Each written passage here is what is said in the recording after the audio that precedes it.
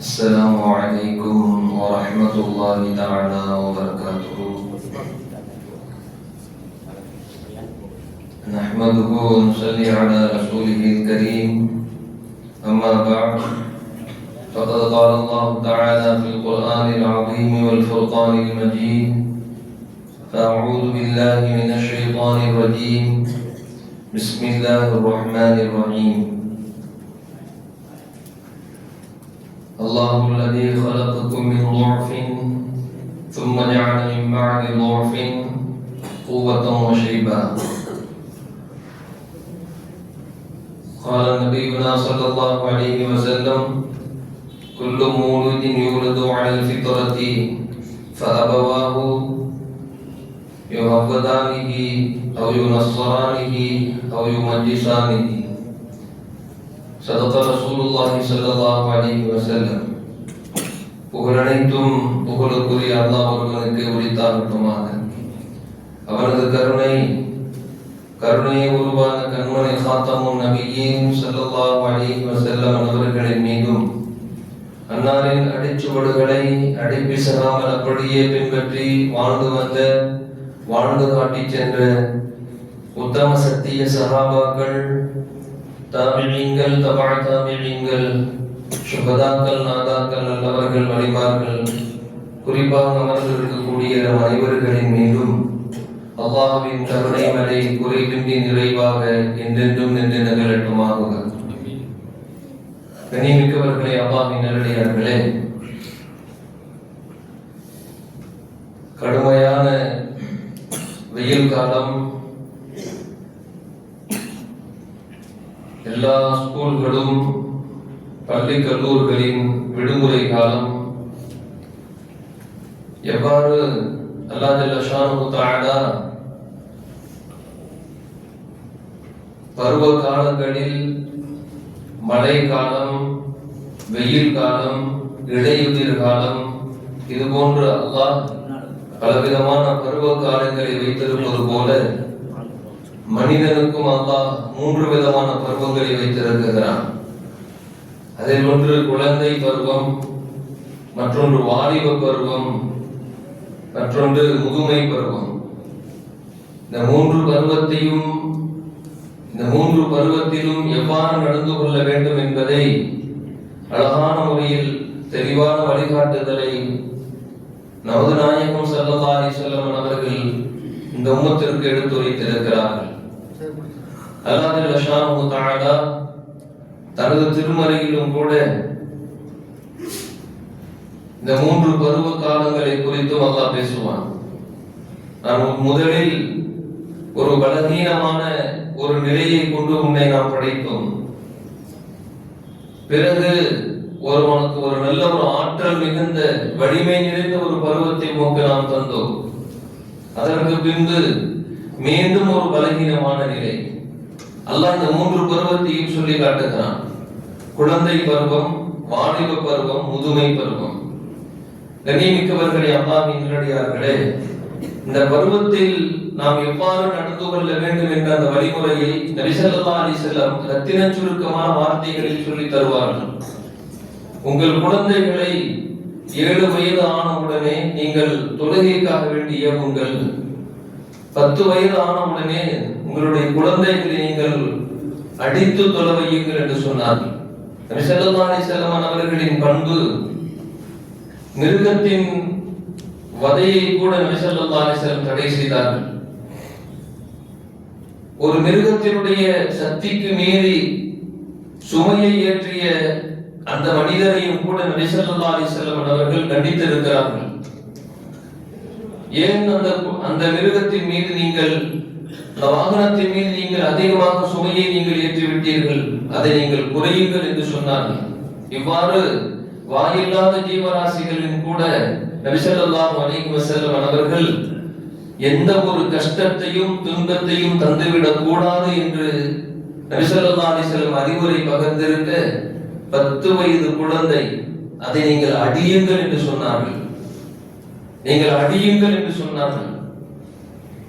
கண்ணியமிக்கவர்களே, எறும்பிற்கு கூட தீங்கு இழைக்காதவர்கள், எந்த ஜீவராசிகளுக்கும் எந்த உயிரினங்களுக்கும் அநீதி இழைந்துவிடக் கூடாது என்று நபி ஸல்லல்லாஹு அலைஹி வஸல்லம் அவர்கள் நமக்கு வாழ்க்கை நெறிமுறையை கற்றுத் தந்தவர்கள். 10 வயது குழந்தையை அடியுங்கள் என்று சொன்னார்களே, அதனுடைய பின்னணி தான் என்ன? 10 வயது குழந்தையை நபி ஸல்லல்லாஹு அலைஹி வஸல்லம் அடித்து தொழ வையுங்கள். இதற்கு மார்க்க சட்ட கிதாபுகளில் சில சட்ட திட்டங்களை எழுதுவார்கள். 10 வயது ஆகியும் அடித்தும் அந்த குழந்தை தொழக்கூடிய பழக்கத்திற்கு வரவில்லை என்று சொன்னால் சிறைப்பிடியுங்கள் என்று வருகிறது. சிறைப்பிடிச்சு அவருக்கு எப்பொழுதுமே தொழுது கொண்டே இருக்க வேண்டும். தொழுகலைன்னா என்னால் நிம்மதியா இருக்க முடியாது அப்படிங்கிற நிலை வருவரைக்கும் சிறையில் அடைக்க வேண்டும். அதற்கு பின்பு அவரை மீண்டும் என்ன செய்தோம், விடுவிக்க வேண்டும் என்று மார்க்க சட்ட கிதாபுகளில் நாம் பார்க்க முடிகிறது. கண்ணியமிக்கவர்களே, நபி ஸல்லல்லாஹு அலைஹி வஸல்லம் 10 வயது குழந்தையை அடியுங்கள், அடித்து தொழ வையுங்கள் என்று சொன்னால் நபி ஸல்லல்லாஹு அலைஹி வஸல்லம் சொன்னார்கள், 10 வயதிற்கு மேல் ஆகிவிட்டால் உன்னுடைய கண்ட்ரோலை விட்டும் அந்த குழந்தை வெளியே சென்று விடுவான் என்று சொல்கிறார். 10 வயசுக்குள்ளதான் ஒரு குழந்தைய கண்ட்ரோல் பண்ணி நம்மளுடைய பேச்சு கேட்கிற மாதிரி வரவழைக்கணும்னு சொன்னா நபி ஸல்லல்லாஹு அலைஹி வஸல்லம் சொன்ன வயது 10 தான். 10 வயது தாண்டிய 12, 13 வயது குழந்தை இடத்துல, நம்மளுடைய பிள்ளைகளிடத்துல, பேர குழந்தை இடத்துல ஒரு வார்த்தை சொல்லி பாருங்களேன். அந்த குழந்தை பாயக்கூடிய அந்த பாய்ச்சல், அந்த வார்த்தையிலிருந்து வரக்கூடிய வீரியங்கள் நம்மளுடைய மனதை காயப்படுத்தும். கண்ணியமிக்கவர்களே, நபி ஸல்லல்லாஹு அலைஹி வஸல்லம் அவர்களுடைய சொல்லிற்கு நாம் என்றைக்கு நாம் ஏற்று நடப்பதற்கு தவறு விட்டோமோ, நாம் என்னைக்கு தவறு விட்டோமோ, இன்னைக்கு நாம் நம்மளுடைய அடையாளங்களை, முகவரிகளை தவறிவிட்டுக் கொண்டே இருக்கிறோம். கண்ணியமிக்கவர்களை யோசித்து பாருங்கள், நன்றாக யோசித்து பாருங்கள். அழகான விடுமுறை காலத்தில் வீட்டில் 5 நேரம் தொழுகின்ற பொழுது நாம் பக்கத்தில் தான் நம்மளுடைய குழந்தை தூக்கி கொண்டிருப்பார். அவரை எழுப்பி நான் எப்படி துளரம் பார்த்தான், பக்கத்தில் தொழுதுதான் சொல்லி நம்ம சொல்ல முடியல. எழுப்பனாலும் குழந்தை எந்திரிக்கிறது இல்லை. பலவிதமான காரணங்களில் ஒன்று, தாய் தகப்பனே எழுவதில்லை. நீண்ட நேரம் ஆயும் கூட இரவு நேரங்களில் தொலைக்காட்சிகளில் நம்மளுடைய நேரங்கள் கழிந்து கொண்டே போகிறது. நீண்ட நேரம் தொலைக்காட்சிகள் அல்லது செல்போன்களில் நம்மளுடைய இணையதளங்களில் நம்மளுடைய வாழ்க்கை பயணித்துக் கொண்டிருக்கிறது. கண்ணியமிக்கவர்களே, இந்த விடுமுறை காலங்களில் நமக்கு அல்லாஹ் தந்திருக்கக்கூடிய மிகப்பெரிய ஒரு வாய்ப்பு. எல்லா பள்ளி கல்லூரிகளும் விடுமுறை. 5 நேரம் அழகா தொலை வச்சு நம்ம பிள்ளைகளுக்கு பக்குவமா சொல்லி அழைத்து வரலாம். பக்குவமா சொல்லி நம்ம பிள்ளைகளை ஃபஜ்ர் தொழுகைக்குண்டான பழக்கத்தை ஏற்படுத்தலாம். இந்த ஒரு 2 மாத காலங்கள் நம்மளுடைய பிள்ளை டெய்லியும் ஃபஜ்ர் தொழுகைக்கு வந்துட்டாருன்னு சொல்லி சொன்னா, மற்ற பள்ளி கல்லூரிகள் திறந்து விட்டாலும் கூட, பள்ளி கல்லூரிகள் ஆரம்பித்தாலும் கூட அவர்கள் ஃபஜ்ர் தொழுகைக்கே சரியான முறையில் இடக்கூடிய பழக்கமுடையவர்களாக ஆகிவிடுவார்கள். இல்லைன்னா மிகப்பெரிய ஒரு போராட்டம். பெண்கள் நிறைய சொல்லுவாங்க, எங்க பிள்ளைகளை எழுப்பி ஸ்கூல் போறதுக்குள்ள என்னுடைய பாதி ரூபு போயிருந்தாங்க, சொல்பச்சியை கேட்கிறது. கண்ணியமிக்கவர்களே, அவர்களை பழக்குவதற்கு நாம் தவறி போனால் நம் வாழ்க்கையில் நிம்மதி எழுந்து விடுவோம். நபி ஸல்லல்லாஹு அலைஹி சொன்ன வழிமுறை அதுதான். குழந்தைகளை பழக்க வேண்டும், பக்குவப்படுத்த வேண்டும். எந்த அளவிற்கு நாம் மார்க்கத்தினுடைய விஷயத்தில் நாம் தளர்ந்து விடுகிறோமோ அந்த அளவிற்கு நாம் எல்லா விதத்திலும் நிம்மதி எழுந்து கொண்டே இருப்போம். உலக கல்விக்கு நாம் கொடுத்து கொண்டிருக்கக்கூடிய முக்கியத்துவம், அதற்கு நாம் தரக்கூடிய, அதற்கு நாம் எடுத்துக்கொள்ளக்கூடிய அந்த கவனிப்பு மார்க்கத்துறைக்கு நாம் கொஞ்சம் கூட போதிப்பதில்லை.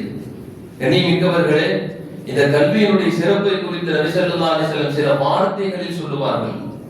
நபி ஸல்லல்லாஹு அலைஹி வஸல்லம் சில வார்த்தைகளில் சொல்லுவார்கள்.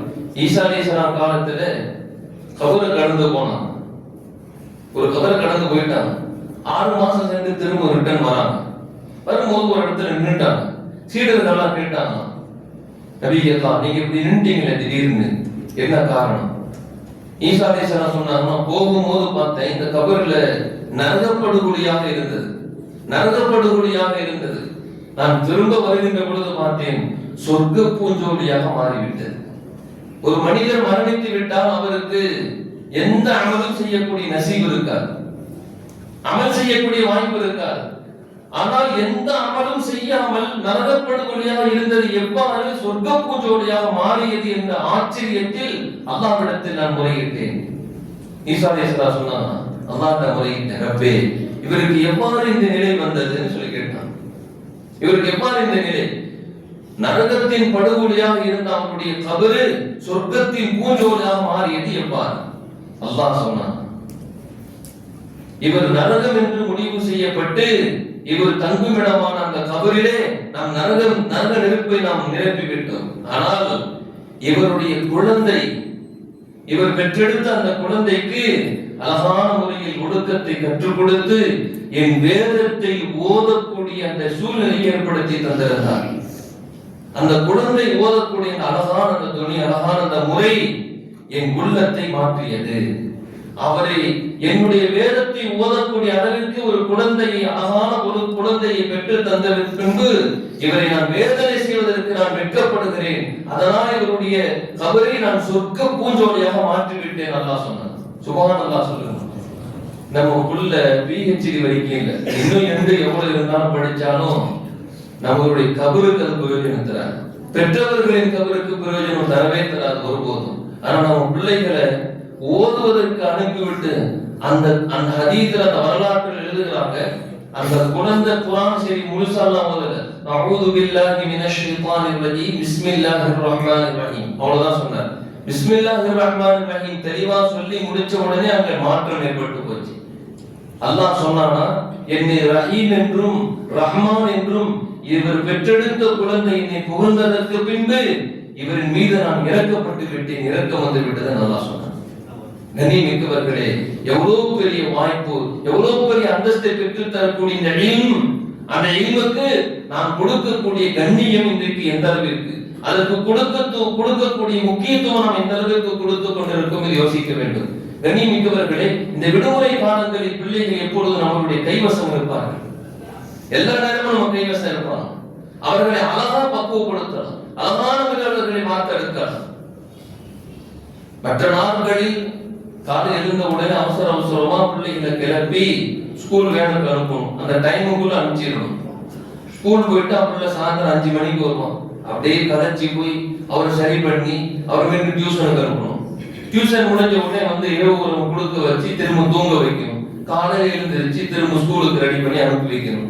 இதே ஒரு மிஷின் மாதிரி, அப்படியே ஒரு கடிகாரம் மாதிரி ஓடிக்கிட்டே இருக்கும். என்னைக்கு லீவோ அன்னைக்கு பிள்ளை தூங்க விட்டுறது, நல்லா தூங்க விட்டுட்டு இவங்க கொஞ்சம் ஃப்ரீயா இருக்கும். இன்னைக்கு தாப்பா கொஞ்சம் ஃப்ரீயா இருக்கும். இல்லாட்டி எழுந்துச்சு அவசரமா எல்லா வேலைகளையும் செய்யணும், நம்மளே செய்யணும், போகணும், சாக்ஸ் எடுக்கணும், ஸ்நாக்ஸ் போகணும், வாட்டர் எடுக்கணும், தண்ணி ஊத்த பரபரப்பா இருக்கும். கண்ணியமிக்கவர்களே, பிள்ளைகள் என்ன செய்கிறார்கள், எப்படி நடந்து கொள்கிறார்கள், எவ்வாறு அவருடைய நட்பு வட்டாரங்களை அமைத்துக் கொள்ள இருக்கிறார்கள், எந்த அளவிற்கு நல்லவர்களோடு தொடர்பா, தீய மனிதர்களோடு நண்பர்களோடு தொடர்பா என்பதை நாம் கண்ணிற்கு தெரியாது. ஆனால் விடுமுறை காலங்களில் நம்ம பிள்ளை எங்கெல்லாம் யார் கூட சேர்ந்து பழகிறார், எப்படி போகிறார், எப்படி விளையாடுகிறார், எப்படிப்பட்ட இடத்தில் நின்று கொண்டிருக்கிறார் என்பதையெல்லாம் நாம் கண்காணிக்க முடியும்.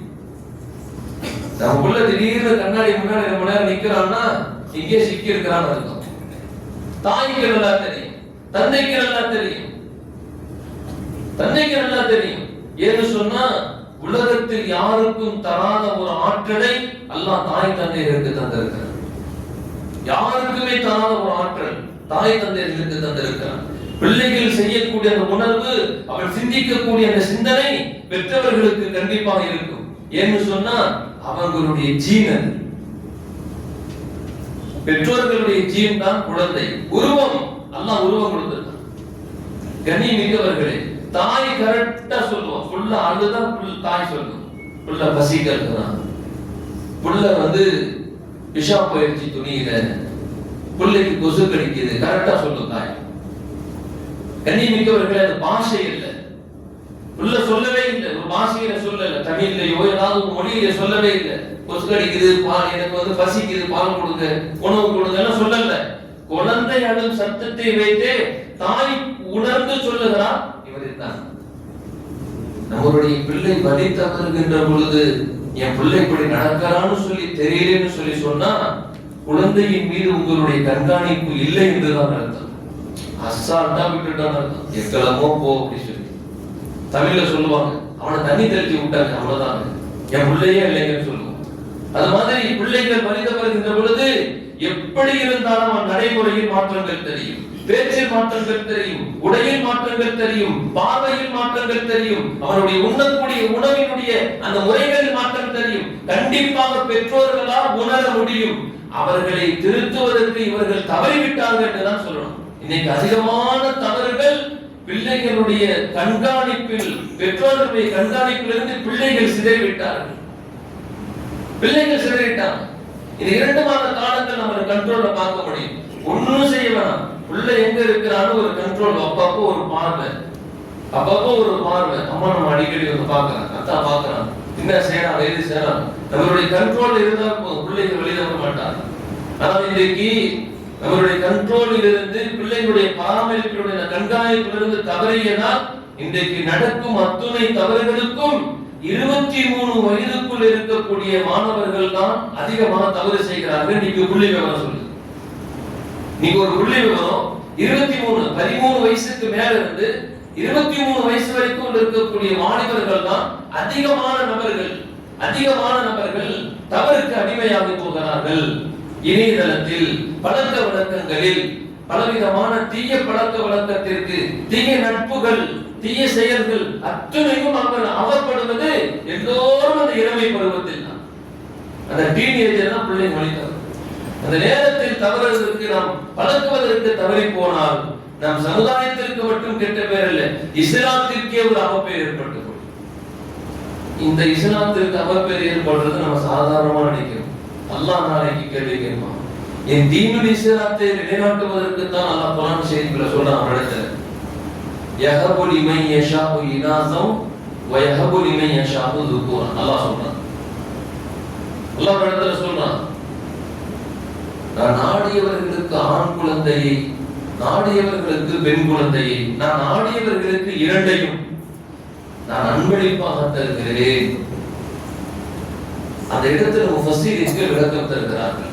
அல்லாஹ் எந்த நோக்கத்திற்காக வேண்டி அன்பளிப்பு செய்கிறேன் என்று சொல்கிறார் என்று சொன்னால், அல்லாஹ்வால் அவனுடைய தூதரால் இந்த துனியாவிற்கு வழங்கப்பட்ட தீனுல் இஸ்லாத்தை நிலைநாட்டுவதற்கும், மார்க்கத்துடைய சட்ட நெறிகளை எடுத்து அதை பாதுகாப்பதற்கும் அல்லாஹ் ஜல்ல ஷானஹு தஆலா ஒவ்வொருவருக்கும் சந்ததி பாக்கியத்தை நசீபாக்குவான்.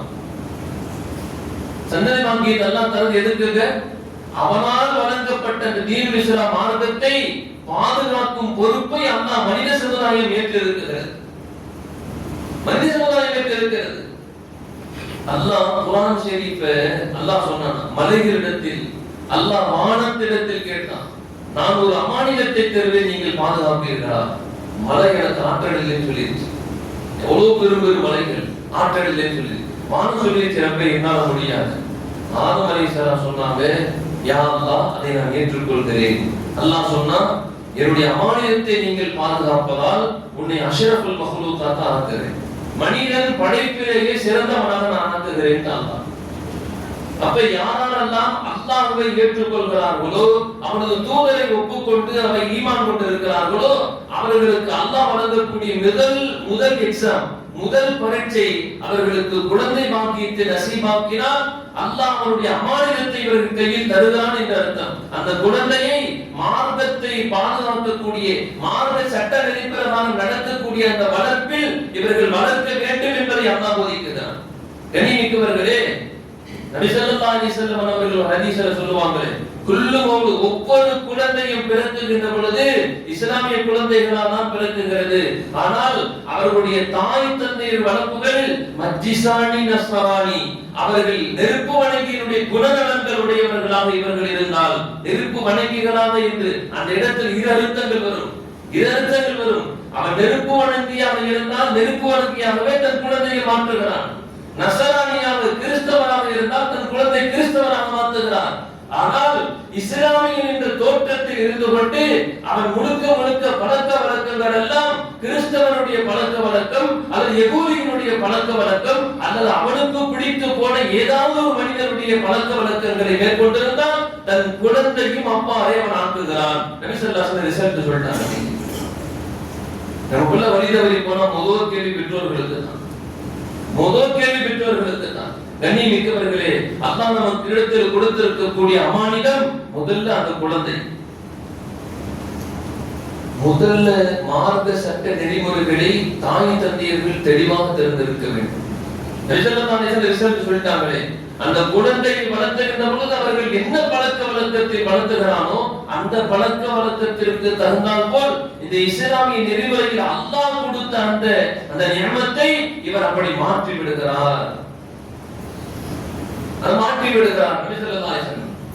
எவ்வளவு பெரிய சம்பாத்தியம் இல்லாத அல்லது உலகத்தினுடைய அறிவு இல்லாத, உலகத்தில் எப்படி வளர்ந்துக்கணும் எப்படி நடந்துக்கணும் அப்படின்னு சொல்றவர் கூட தன் பிள்ளையை கூப்பிட்டு சொல்லுவாங்க, இப்போ நல்லா சம்பாதிச்சுக்குப்பா, நல்லா பொழைச்சிக்கிட்டா, நல்ல வேலை இருந்துக்குப்பா, நல்ல வேலையை பாதுகாத்துக்குப்பா, இதெல்லாம் சொல்லி உலகத்திற்கு தேவையான அத்துணை அம்சங்களையும் சொல்லி தருவார். யாருமே இந்த விஷயத்தை மறுக்க முடியாது. இல்ல என் பிள்ளைக்கு அது கூட நான் சொல்லி தரல, எப்படி பொழைச்சிக்கணும் எப்படி இருந்துக்கணும் அப்படின்னு நான் சொல்லி தரல, யாருமே சொல்லி தர முடியாது. எப்படிப்பட்டவராக இருந்தாலும் தன் குழந்தை நல்ல சம்பாதிக்கக்கூடிய, உலகத்தில் மற்ற மக்கள் போற்றும் அளவிற்கு, அவர்கள் எல்லாரும் மகிழ்ச்சிப்படுத்தும் அளவிற்கு நல்ல முறையில் வளரணும், நல்லா இருக்கணும்னு சொல்லி எல்லா இடையாவும் சொல்லி தருவார். சொல்லி தந்தாங்க. இந்த ஹதீஸை சொல்லுகிறார்கள், மஜ்ஜிசானி, அவர் நஸரானி, அவர்கள் யகூதிகளுடைய பழக்க வழக்கத்தை தன்னிடத்தில் கொண்டிருந்தால், இப்ப யகூதிகளுடைய லிஸ்ட் போட்டு பாருங்களேன், நடைமுறை பாவனை, கொடுக்கல் வாங்கலில் பழக்க வழக்கங்கள், மார்க்கம் சொன்ன அடிப்பிரகாரம் தான் நாம் நடந்து கொண்டிருக்கிறோமா, நம்முடைய நடைகளில் எவ்வாறு இருந்து கொண்டிருக்கிறோம், நமது உடையினுடைய அலங்காரங்களில் எவ்வாறு நடந்து கொண்டிருக்கிறோம், எல்லாம் மார்க்கம் தான் தெரிஞ்சிடும். நம்ம உண்மை முஸ்லிமாக வாழ்ந்து கொண்டிருக்கிறோமா, அந்த நபி ஸல்லல்லாஹு அலைஹி வஸல்லம் அவர்கள் யூத நஸரானிகளுடைய பழக்க வழக்கத்தில் இருக்கக்கூடிய முஸ்லிமுடைய தோற்றத்தில் அப்படி வாழ்ந்து கொண்டிருக்கிறோம் என்பதை தெரிஞ்சது. ஹதீஸ் ஒன்றாக இருந்தாலும் அதனுடைய விளக்கங்கள் ரொம்ப ஆழமானது. நபி ஸல்லல்லாஹு அலைஹி வஸல்லம் சொன்னாங்க, நம்முடைய குழந்தைகளை பக்குவப்படுத்துவதற்கு எளிமையான சில வழிகள், அந்த பிள்ளை சின்னதா ஒவ்வொரு நாளும் என்னென்ன செய்யறாங்க அதை கண்காணியுங்கள். நபி ஸல்லல்லாஹு அலைஹி வஸல்லம் கபரை கடந்து போகும்போது சொன்னாங்க, இரண்டு கபர்வாசிகளுமே வேதனை செய்யப்படுகிறார்கள். அவர்கள் பெரிய தவறெல்லாம் ஒண்ணும் செய்யல, பெரிய விஷயமெல்லாம் ஒண்ணும் செஞ்சிடல. ஒருத்தர் பிஷா போயிட்டு சரியா சுத்தம் செய்யல, அதுக்காட்டி கபரில் அதாபு. ஒருத்தர் பேச்சில் சுத்தம் இல்லை, பொய் புரட்டு, கோல் சொல்வது, புறம் பேசுதல், இது மாதிரி உண்டான பேச்சில் சுத்தமின்மையால் அந்த மனிதர் அதாபு செய்யப்படுகிறார். என்னைக்காவது நம்ம பிள்ளைகளுக்கு முன்னிருந்த பிஷா போக கூடாதா, எல்லாம் தண்டிச்சிருவான், அப்படி செய்யறது இஸ்லாமியுடைய நல்ல பண்பு அல்லதா அப்படி சொல்லி நம்ம பிள்ளைகளை நாம் கண்டிக்கக்கூடிய தாய் தந்தையர்களாம் இருக்கணும். இப்படி செஞ்சுட்டா கபரில் இருந்து அல்லாஹ் அதாபு செஞ்சிருவான். நபி ஸல்லல்லாஹு சொன்னாங்க, மறுமையின் மன்சில்களில் முதல் வீடு ஒவ்வொரு மனிதனின் அடக்கப்படக்கூடிய கபர் என்று சொன்னார்கள். அந்த மனிதன் அதை வெற்றி பெற்று விட்டால் எல்லா அடுத்தடுத்திருக்கும் நிலைகளை வெற்றி பெறுவார். அதில் தோற்று போனால் எல்லா நிலைகளும் தோற்று போவார். சாதாரணமா இன்னைக்கு நம்ம நினைத்துக் கொண்டிருக்கக்கூடிய ஒரு பழக்க வழக்கத்தில் ஒன்று நின்றுகிட்டு சிறுநீர் கழிக்கிறது. சந்தர்ப்ப சூழ்நிலை மார்க்கம் தவறு சொல்லல, முடியாத சூழ்நிலை மார்க்கம் தவறு சொல்லல. ஆனால் முடியும் என்று இருந்தால் அந்த மனிதர் உட்கார்ந்துதான் சிறுநீர் கழிக்கணும், நின்று சிறுநீர் கழிக்கவே கூடாது. யாருக்கு ரெண்டு? நபி ஸல்லல்லாஹு அலைஹி வஸல்லம் கூட ஒரு தடவை வாழ்க்கையில் நின்று சிறுநீர் கழித்திருக்கிறார்கள். இடம் நஜீஸான இடம், உட்கார்ந்து சிறுநீர் கழித்தால் சிறுநீர் துளி மீண்டும் மேலே தெரித்து விடும் என்ற அளவிற்கு நஜீஸான பாங்காக இருந்தால் அந்த இடத்தில் நின்று சிறுநீர் கழிக்கலாம். ஆனால் எந்த ஒரு முகாந்திரமும் இல்லாமல் நின்று கொண்டே சிறுநீர் கழிக்கக்கூடிய பழக்க வழக்கத்தில் இருந்தால் கபரில் இருந்தே அதாப ஆரம்பமாயிடும், கபரில் இருந்தே ஸ்டார்ட் ஆயிடும். எந்த ஒரு மனிதருக்கு கபருடைய வாழ்க்கையில் தோற்று போகிறாரோ அடுத்த வாழ்க்கையிலும் அவர் தோற்றுக் கொண்டே போவார். சொன்னது நாயகம் ஸல்லல்லாஹு அலைஹி வஸல்லம். நாயகம் ஸல்லல்லாஹு அலைஹி வஸல்லம் சொன்ன வார்த்தை இது. சின்ன அற்பமா இன்னைக்கு ஒரு டீசெண்டா இருக்கு, பேண்ட் ஷர்ட் போட்டு உட்கார்ந்து பிஷா போனா கேவலமா நினைப்பாங்க. எத்தனை இடங்களில் எத்தனை பேருந்து நிலையங்களில் நின்று கொண்டே ஒரு இஸ்லாமிய சிறுநீர் கழிக்கும் காட்சி. அல்லாஹ் இதை பார்க்க மாட்டான்.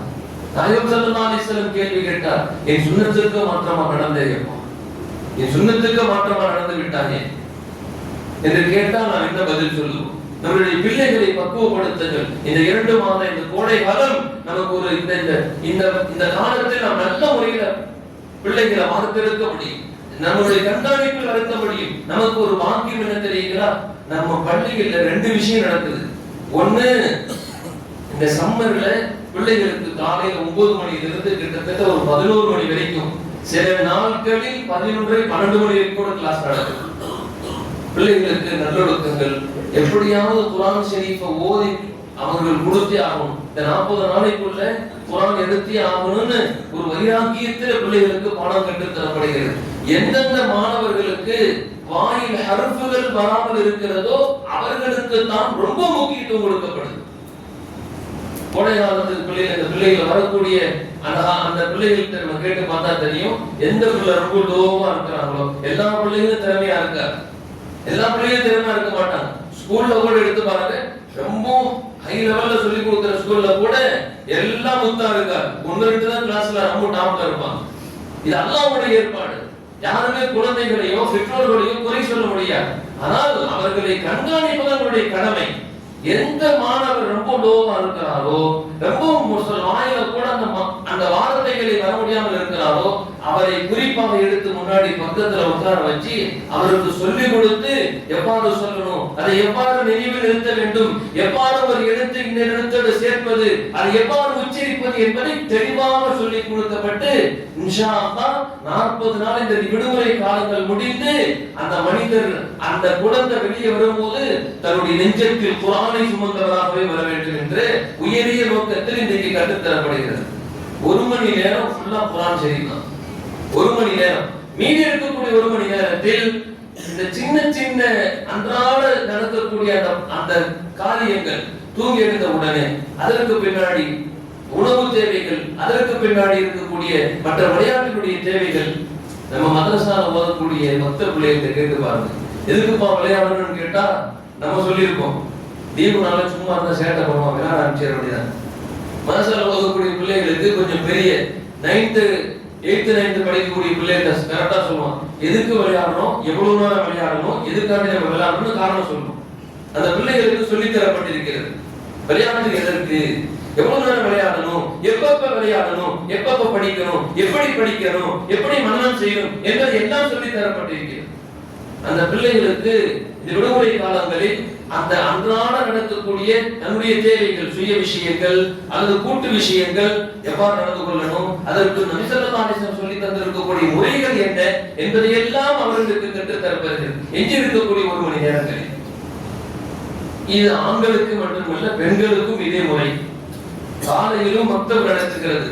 பெண்களுக்கு நிஸ்வான் மதரசாவில் பாடத்திட்டங்கள், அழகான வழிமுறை. கண்ணியமிக்கவர்களே, இன்னைக்கு ஒரு கேவலமான சூழ்நிலை தெரியுங்களா? வெளியே பேச முடியாது. சரியான முறையில் இல்மு தராததால் மானம் கெட்டு போய் கொஞ்சம் கூட வெட்கமே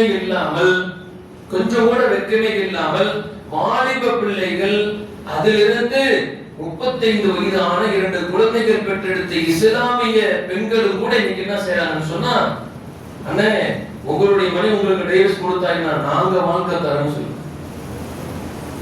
கண்ணியமிக்கவர்களே, இதற்கு மிகப்பெரிய காரணம் என்ன தெரியுங்களா? முதல் அவங்களுடைய கணவன், தாய் தந்தையர்கள் பொறுப்பு. 2வது அந்த மஹல்லாவாசி. அந்த மஹல்லாவில் சென்று பாருங்க, அப்படி பேசக்கூடிய, அப்படி நடக்கக்கூடிய குழந்தைகள் வசிக்கக்கூடிய அந்த பகுதி நிஸ்வான் மதரசா இல்லாம இருக்கும். அல்லது மக்தபுக்கே போகாத பிள்ளைகளா இருப்பாங்க. மார்க்கத்துடைய வாடகை அவுதுபில்லா பிஸ்மில்லா கூட சொல்ல தெரியாத பிள்ளைகளா இருக்கும். கண்ணியமிக்கவர்களே, அது போன்ற அமல்களை வந்துடக்கூடாது. நம்ம மகல்லாவில் அழகான ஒரு ஏற்பாடு நிஸ்வான் மதரசா. அதுல இன்னொரு சிஸ்டமேட்டிக் இந்த வருஷம் துவங்கப்பட்டிருக்கிறதா தெரியுங்களா? நிஸ்வான் மதரசா ஆலிமா பிள்ளைகள் மட்டுமல்ல, குர்ஆன் ஓத தெரியணும், கத்துக்கணும்னு ஆசை இருக்கக்கூடியவர்கள் கூட வரலாம். நிஸ்வான் மதரசாவுல ஆசிரியராக பணியாற்றுவதால் எனக்கு அந்த சூழலை தெரிகிறது. என்னன்னு சொன்னா, நிஸ்வான் மதரசா பிள்ளைகளுக்கு பாடம் நடத்துறதுதான் கரெக்டா இருக்கும் டைமிங். நம்ம முதல்ல ஒரே பாடம் என்ன தெரியுங்களா? பெரியவர்கள் குர்ஆன் ஓத தெரிஞ்சுக்கணும்னு யாரும் ஆசைப்படுறாங்களோ, குர்ஆன் மட்டும் கூட அவங்க ஓதிட்டு போலாம். அதுக்கு தனி உஸ்தாதுகள் ஏற்பாடு செய்து நேரம் ஒதுக்கி அவர்களுக்கு பாடம் கற்றுத் தரப்படுகிறது. கண்ணியமிக்கவர்களே, இப்படி பெற்றோர்கள் தவறியதால், இப்படி இஸ்லாமிய ஆரம்ப பேசிக்கக்கூடிய அந்த கல்வி கூட ஞானம் கூட இல்லாததால் தன் பிள்ளைகள் இன்றைக்கு தெருக்கூத்தாடிகளோடு இன்றைக்கு கோஷம் எழுப்பிக் கொண்டிருக்கிறார்கள். கண்ணியமிக்கவர்களே, யாருடைய மஹப்பத் நம்முடைய நெஞ்சில் இருக்க வேண்டும், யாரை நாம் நெஞ்சில் தூக்கி சுமத்த வேண்டும். கண்ணியமிக்கவர்களே, இன்னைக்கு எப்படிப்பட்டவர்களை தூக்கி நெஞ்சில் சுமந்து கொண்டிருக்கிறார்கள். என் உயிரே என்று கத்துகிறார், என் உயிரே என்று கத்துகிறார். ஒரு நாள் நபி ஸல்லல்லாஹு அலைஹி வஸல்லம் ஸலவாத்து சொல்லி, ஒரு நாள் நபி ஸல்லல்லாஹு அலைஹி வஸல்லத்துக்காக வேண்டி ஏதாவது என்ன தூங்கிக்கிட்டு இருக்கக்கூடிய நாம் பெற்றெடுத்த குழந்தைக்கு கூட ஒரு நாள் பால் பாக்கிட்டு வாங்கி தந்திருக்கோம். அந்த பிள்ளை இன்னைக்கு ஒரு நடிகருடைய போட்டோ வச்சு ஒட்டம் போடாம பாக்கெட் பாக்கெட்டா பால் கிழிச்சு மேல ஏறி ஊத்துறாங்க அந்த போட்டோ மேல. எவ்வளவு பெரிய அசிங்கமான நிலை. கண்ணியமிக்கவர்களே, இது போன்ற நிலைகள் வரும் சமுதாயம் வந்துவிட்டால் யோசித்து பாருங்கள், யோசித்து பாருங்கள். புள்ளி விவரமாக இஸ்லாத்தினுடைய விரோதிகள் நடத்தக்கூடியது வருடத்திலிருந்து, நாளிலிருந்து, டேட்டிலிருந்து சொல்ல முடியும். என்ன நாள், என்ன டேட்ல எப்படி முடிவு பண்ணாங்க, என்னென்ன செஞ்சாங்க, எந்த நாள்ல 1925 இருந்து எப்படி எல்லாம் பிளான் பண்ணாங்க, சரியா நடக்குது, சரியா நடக்குது இன்றைக்கு வரைக்கும்.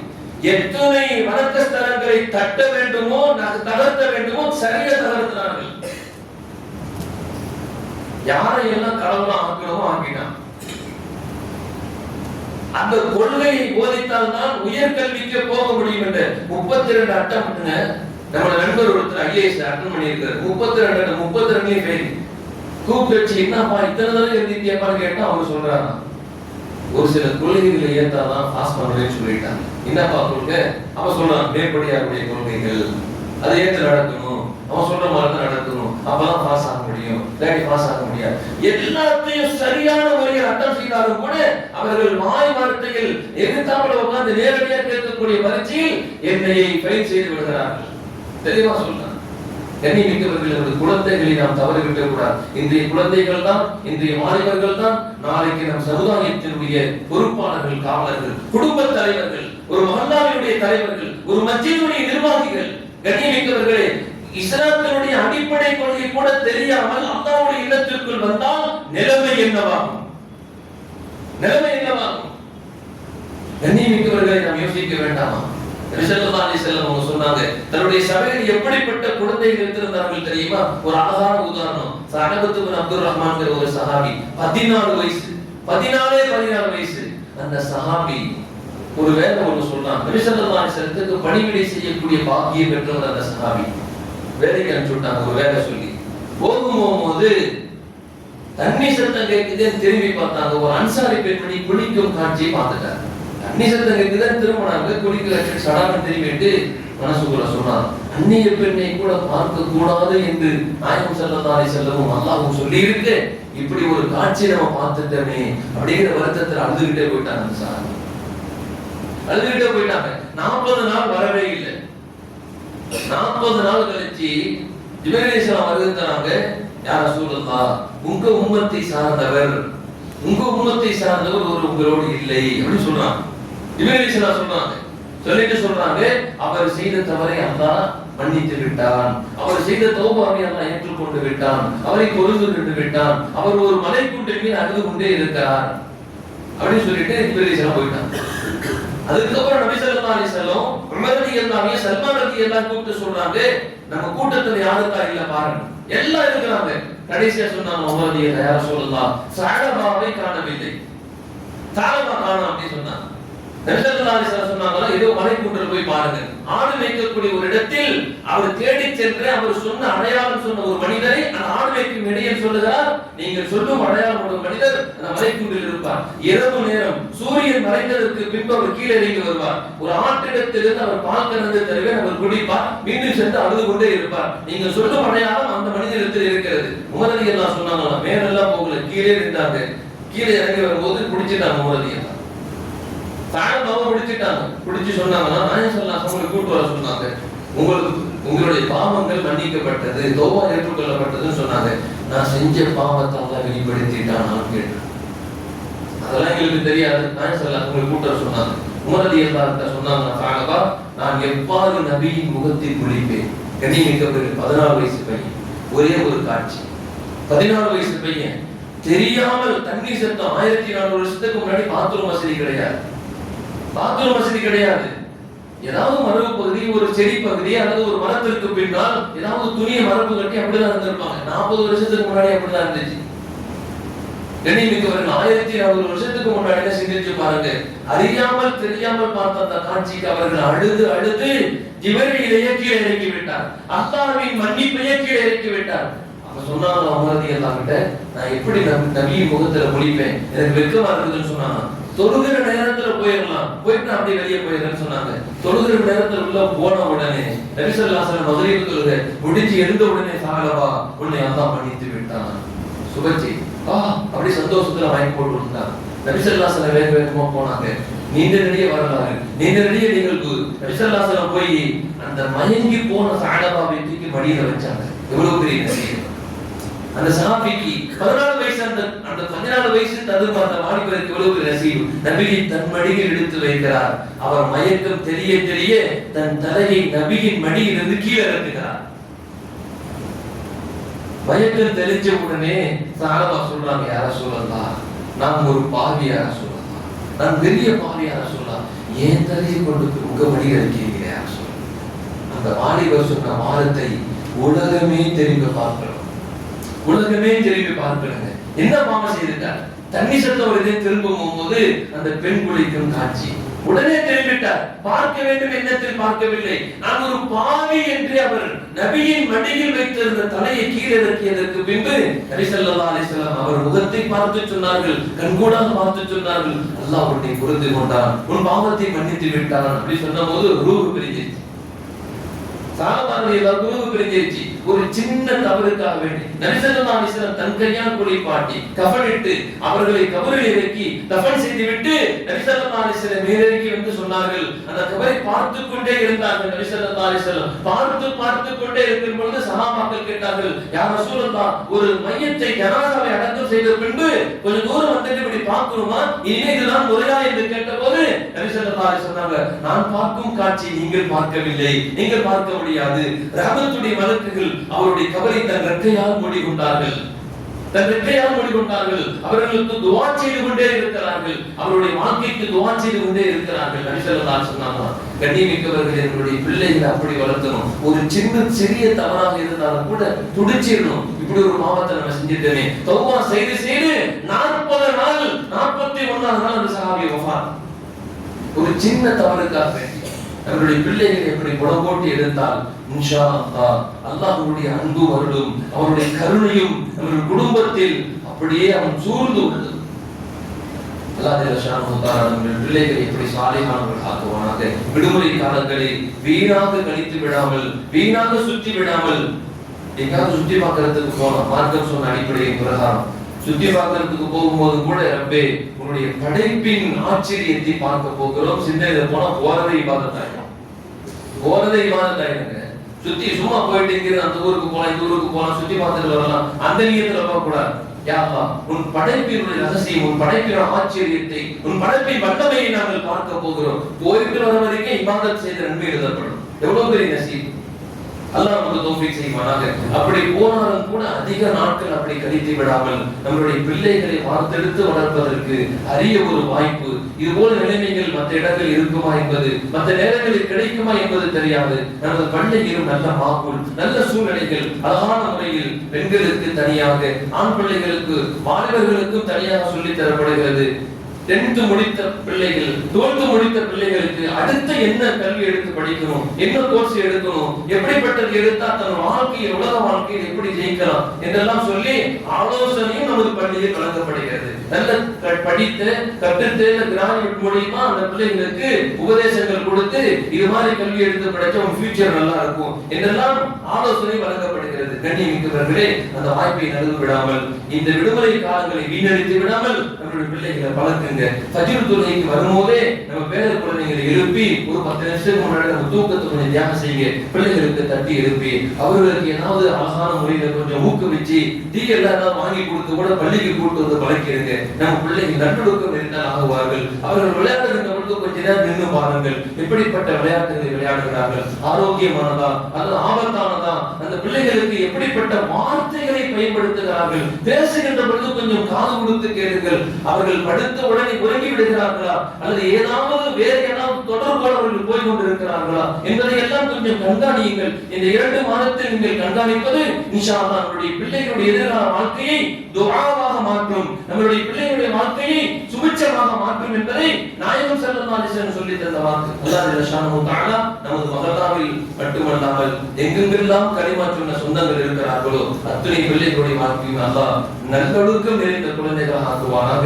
விடுமுறை காலங்களில் அல்லாஹ் ஜல்ல ஷானஹு தஆலா வீணடித்து விடாமல் மார்க்க போதனைகளை, அல்லாஹ்வினுடைய அந்த இல்மு ஞானங்களை நெஞ்சில் சுமந்து கொள்ளக்கூடிய அந்த வாய்ப்பை அல்லாஹ் அவர்களுக்கு நசீபாக்கி தருவானாக. வாஹிர் தஅவானா அல்ஹம்துலில்லாஹி ரப்பில் ஆலமீன். அஸ்ஸலாமு அலைக்கும் வரஹ்மத்துல்லாஹி